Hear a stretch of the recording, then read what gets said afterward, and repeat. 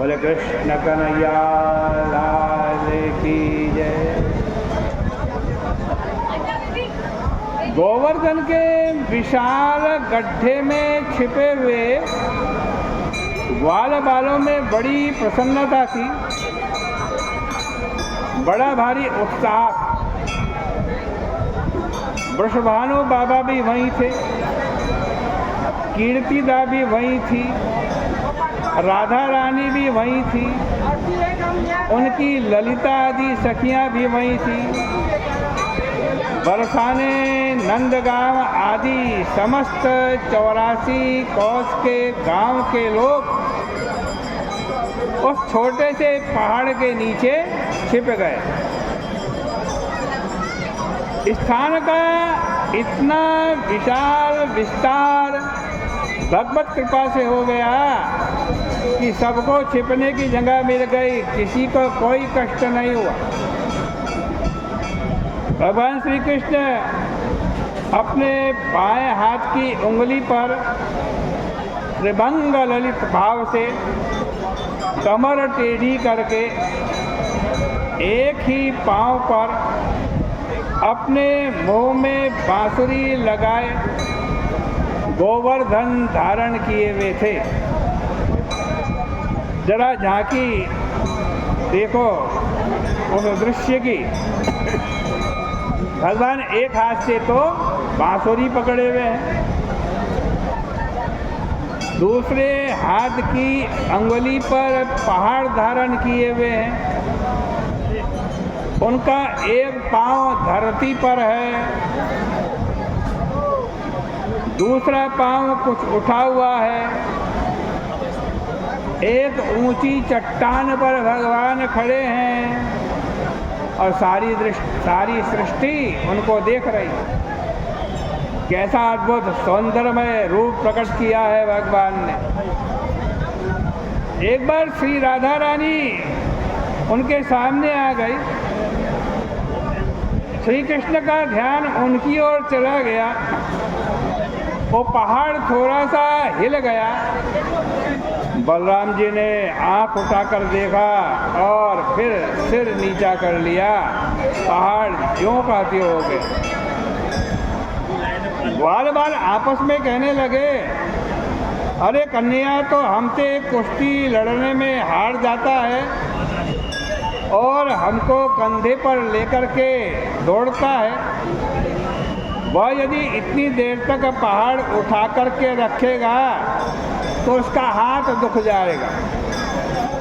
अब 5, 7, 10 ग्वाल बाल इकट्ठे होकर भगवान के पास गए और बोले, हे कृष्ण, तुमको पुण्यस्य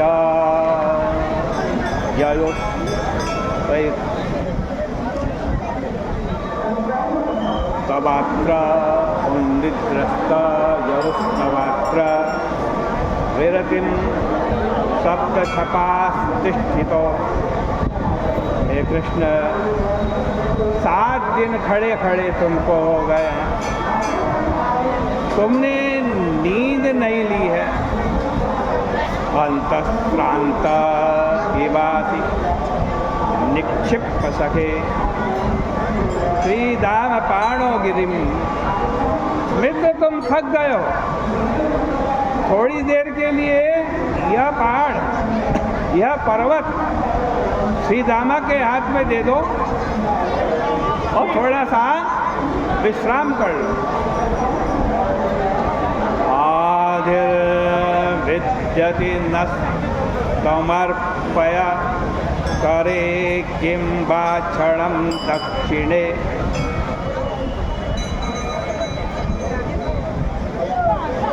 गोष्ठस्ते करवाम काममधुना सत्यस्त संभारम। यदि तुम विश्राम करना ठीक नहीं समझते तो पहाड़ को इसको अपने बाएं हाथ की जगह दाहिने हाथ में ले लो। हम तुम्हारे बाएं हाथ को थोड़ी देर दबा देते हैं। इस पर श्री कृष्ण हंसने लगे, बोले कि नहीं नहीं, तुम लोग अपने लाठियाँ ले आओ और पहाड़ के नीचे लगा दो। इस प्रकार सब मिलकर के पहाड़ उठाओ। देखो, इसी घटना के आधार पर बाद में कभी श्री कृष्ण यह डींग हाँके कि हमने पहाड़ उठाया, तो ग्वाल बाल कहें कि तुमने अकेले नहीं उठाया, लाठियां तो हमने भी लगाई थी, केवल तुम्हारे उठाए वह नहीं उठा। ऐसा क्यों ना कहें? प्रेम ऐसी वस्तु है कि इसमें ऐश्वर्य पर दृष्टि नहीं जाती। कितना भी ऐश्वर्य आवे किंतु प्रेम उसको नहीं देखता। यह सब देखकर इंद्र अत्यंत विस्मित हो गए। स्वयं अपने मेघों को वर्षा करने से रोक दिया, पानी पड़ना बंद हो गया, सूर्योदय हुआ। उसके बाद श्री कृष्ण के कहने पर सभी गोपी गोप अपने अपने छकड़े सामान और परिवार को लेकर बाहर निकले। भगवान ने जरा सा पीछे हटकर गोवर्धन को हाथ से नीचे उतार दिया। बड़े आदर, प्रेम तथा शांति के साथ धरती पर यथास्थान जमा दिया, अपना हाथ निकाल लिया। जब श्री कृष्ण उठकर खड़े हुए तब सब लोगों में उनके प्रति बड़ा प्रेम उमड़ा और सब लोग दौड़ करके उनके पास पहुँचे। लेकिन मैया यशोदा तो स्तब्ध हो गई, वो अपनी ही जगह खड़ी रही। यह देखकर श्री कृष्ण स्वयं उनके पास गए, किंतु यशोदा मैया के तो दोनों हाथ स्तब्ध थे। इसलिए श्री कृष्ण स्वयं मैया से चिपक गए। खूब आनंद हुआ। देवताओं ने पुष्प वर्षा की। रोहिणी, नंद, बलराम आदि ने उनका आलिंगन किया।